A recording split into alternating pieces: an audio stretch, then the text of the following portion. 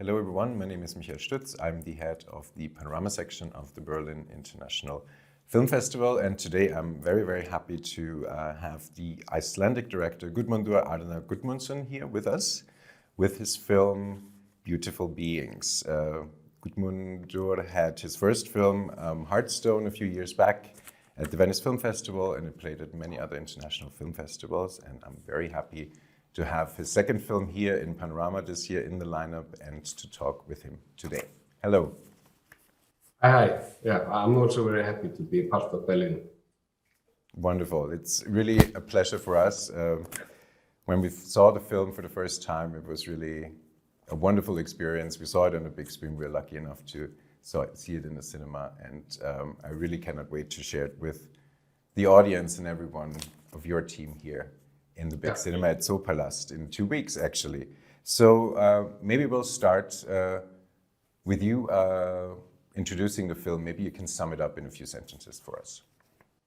Yeah, it's a film about a group of boys who are kind of use violence as a sort of this, solving their problems, amongst their peers, and then one of them takes in this bullied kid who is in a very bad place and kind of takes him into the friend group. And it's kind of about how the dynamic changes within the friend group.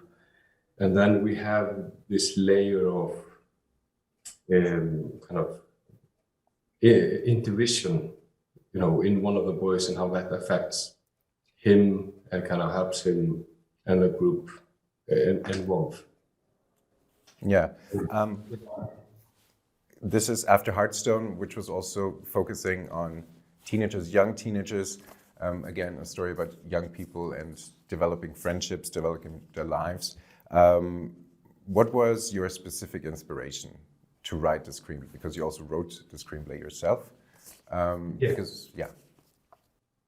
mean, after Heartstone, I was wondering what story to write. And then I kept having these recurrent dreams that were almost haunting me. About a period in my life in the suburbs of Reykjavik, and then I started, and I was sure there wasn't a story there, but then I started writing and it just came flooding out. But I want to say, even though it's inspired from my life, it's still a fictional story, and it's important that people know it's fictional, so they don't look at my old friends and think, hey, that happened. Maybe didn't. Yes. Absolutely.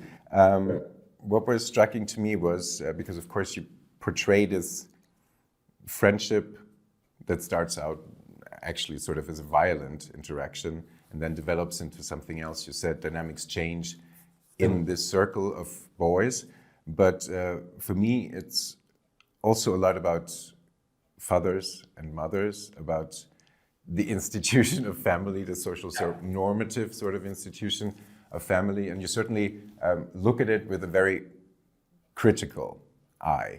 And I was wondering if you could elaborate a little bit more on sort of the concept of family and what it actually sets free, dramaturgically in the film and also for the characters. Yeah, I mean,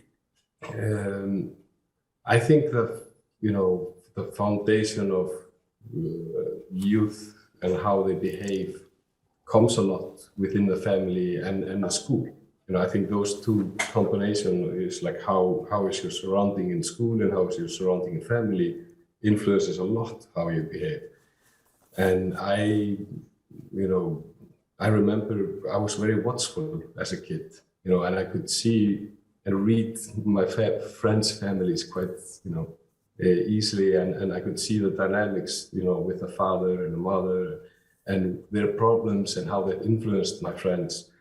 And I didn't see it as well with myself, and not until I was older I could look back, but I think it's just, it's a really important element, to realize both what's going on in your kid's world, because it's a very separate world. I remember as a teenager, I knew that the grown-ups had no idea what was going on in our world, like absolutely none. You know, they could peek in, they could see the surface, but they knew nothing what was going underneath. And and how you behave toward your kid, you know, influences a lot how the kid is gonna turn out to be. Yeah, absolutely. And while watching it, also sort of the terms or the term care, or also uncare or not caring, resonated a lot with me, because it's also, of course, about these relationships that they have with their families and with their mothers and fathers, all characters that are all flawed to a certain extent, some much more than others, but every character sort of is struggling with a certain kind of thing. And yeah, again, the term of care and uncare was sort of one thing that was very striking to me, also in the relationship within the group of the boys. As you said, the dynamics are changing. It starts very violent, and there are often violent outbursts. And the violence is often within very short reach, you know, and outbursts are quick and abrupt. But at the same time, the film has also a lot of beautiful, tender moments, and also full of vulnerability. And also, for me, those moments were very close to each other in proximity, the violence, but also like the physical tenderness. So I was curious also about how important that was for you in terms of dramaturgical balance, and what you wanted to express also with that both can be very close to each other. Yeah, I think they are strongly related in a way that, you know, if you are a kid with or a person with violent tendency or violent outburst, you're also a person with a lot of need of care and a lot of need of, you know, physical touch and just like, you know, that, you know, it comes from that. It comes from that lack of that. And I remember as a kid, you know, or a teenager, like the friends, we would kind of support each other by kind of, you know, laying there, like hugging, you know, this physical, and sometimes the violence was a hidden physical need, to hug each other, but we would just do it in a different way. Yeah. Yeah, absolutely. I mean, for me, it also talks a lot about, you know, the sort of male masculine aggression, also sort of a society that we find ourselves in, you know, how we have to perform masculinity, especially, you know, in coming of age, you know, and growing up, becoming young men. So this was also something that was very interesting to me. And at the same time, you also work with supernatural elements that's kind of flowing into the film as we go on with the story. And they're emphasizing something specific for me in the film, but I wanted to ask you, what you wanted to bring in with those elements. It's, you know, it's both the two languages. In Iceland, there is a general belief in dreams. You know, within your families, you talk about your dreams together, and fortune telling. And if you talk to a coworker or a friend, you know, everyone will have some story of their own dream, something they got to know through it, or a fortune teller who gave them information they couldn't have, you know.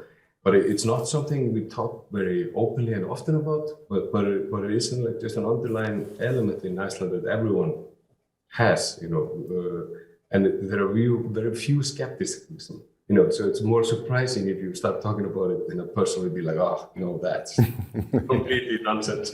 Then oh, okay, that's strange view. So it's both that I was going to brought up in talking about dreams and so on, and I kind of pushed that away from me as a teenager, but then it kind of started coming back, and I don't know if it's intuition, if it's something supernatural, but I rely a lot on my dreams and intuition, you know, and I feel like I get information, you know, that I solve out, or that I get, you know, whereas I don't know where it's coming from. which is useful for me. So I think, and for me, I wanted to do it in a way that so persons that experience this, they could relate to it in a film. So it would be in a realistic way for me. And I've seen films like that, like Inuratu, beautiful. I think that he portrayed it greatly there. And even Sopranos, I don't know if you watched the TV series Sopranos. Yes. Yeah, but there the main character keeps having these dreams. And the guy who wrote that, he must have experienced something like this himself because it's very realistic. Yeah. Yeah. Absolutely. I mean, it's also when the character is experiencing these, it's also like stepping into another world, stepping into another space. It's also physically very tangible how you film it and how you present it, which was very beautiful and striking to me. And I just wrote down sort of echoes of the unconscious, because that's sort of, it's echoes within yourself and sort of tangible moments and tangible sensibilities, and this is definitely something that this specific character is going on that journey, and it's very beautifully portrayed.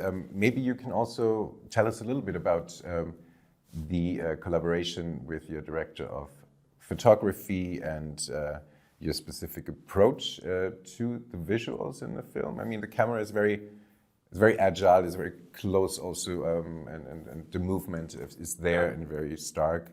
There are also quite stark contrasts between light and darkness. So maybe you can talk a little bit about that. Yeah, I started working with Sturla when he was still in school and I was doing my short films. And we really clicked together. We have, like Sturla is an all-in collaborator. He lends me his opinion on script, actors, everything. Everything I please, I ask him, and we're just a really good creative, team. And what I especially like about him is that he's very challenging. He likes having fun, he likes challenging himself, and he likes challenging me. And so we get into this game of pushing each other, but trying to have fun at the same time. And for me, he's one of the actors in a way, because he gets to the ground and he just dances with those kids and follows them and pushes them forward with his one hand with the cameras if he wants them to move a little bit. So he's just kind of all in. And with Hearthstone, my previous film, I had planned to shoot that film completely differently. I planned to have it very static and very controlled, like my short film, Balli. And then he kept nagging me in the pre-production to loosen up and take a chance. And I wasn't until just 2 days before the shooting, when I caught myself saying, I will do it in my next film, because and then I realized it was just fear, that I wanted to do it, but I was just afraid to do it. And so then I because one of my mottos is like, if you have a fear, you have to kind of step into it and not have it control you. So then we decided, okay, let's throw away those storyboards we did and let's just, play with it and dance with the characters. And we did that in Hearthstone, and now it came quite it came quite naturally. We kind of developed the language together, how to work with the kids and how to work with each other. He knows what I like, I know what he likes, and we just it was more of the technical parts now that were kind of giving us troubles. I would be interested to hear from you also, when you start shooting, there's everything on the page of the script, or are you still improvising while you go on shooting? No, I'm quite strict on the dialogue. Like the story is written, that's how it should be. And of course, I let my actors change the dialogue a bit, so it feels natural for them. But the script is there but the movement of how the kids move within the scene, that's free, So, and we encourage them to improvise with that and challenge each other, and that gives also Sturla this, it makes it difficult in editing because because they're always in different places, the kids, but it gives Sturla this, freedom to also to move with them and play around, and we catch something that we don't expect to come in, which is quite nice. Yeah, and you can certainly see and feel it in the film because it's very metaphysical and very physical, of course, energy that comes across very beautifully from the screen. Maybe also a question towards the cast and how does your process look when you go into shooting? Do you have time? Did you have a lot of time to rehearse with them, to develop the characters a little bit with them? And when you go into shooting, how do you work then? Yeah, because we don't have professional actors in this age in Iceland. It's such a small country, so we start with an open casting and just try to reach every kid who wants to come in and be in a film. And then we do that almost a year before the shooting. So then we have, we find the kids and the main cast. We rehearse for almost 8 months. So we start just teaching them acting, getting them comfortable of being, themselves in front of us. And then slowly we introduce the characters to them and have them improvise with the characters. And then just 2 months before the shooting, they read the script. But we have a disclaimer. We tell them in the beginning everything that's difficult, that they should do. So they know, they know the most difficult scenes, and so they're not surprised when they read the script. Okay. And during the shooting, I've become, but in this process, it's funny because I become like a principal. I'm not, I'm both. I want them to like me, but I also want them to behave. And so I really would like to be the acting coach. I have an acting coach who's just a friend, and it's really nice with them. Well, I'm coming and I expect them to, stop fooling around and be serious. So I try to blend it with fun, but also, some kind of principalness that it is serious and we are, it's a professional thing we're doing, and when we all have to do it, without fooling around too much. Of course. Wonderful, beautiful. You told me before we started this conversation on camera that you're going to bring your whole team, all your actors, your cast. It's going to be a big group of people coming to Berlin in 2 weeks. Yeah, a lot of people. Yeah, a lot of people are coming. A lot of the kids and their parents and the other cast and it's a typical thing with Icelandic films that a lot of people come to the premiere, which is great because normally we could have a huge party, but I don't think that's a possibility now. But at least we see each other in a premiere and can kind of experience this together. Absolutely, exactly, and we are very much looking forward to. It's going to be today in 2 weeks. Friday the 11th is going to be the premiere of Beautiful Beings at the Zoopalast with you and your wonderful team then. I can't wait to have you there. And thank you very much for making time to talk to me today. And I'll see you in 2 weeks then. Yeah, thank you very much. All the best until then. Okay. Bye-bye. Take care. Bye-bye. Bye.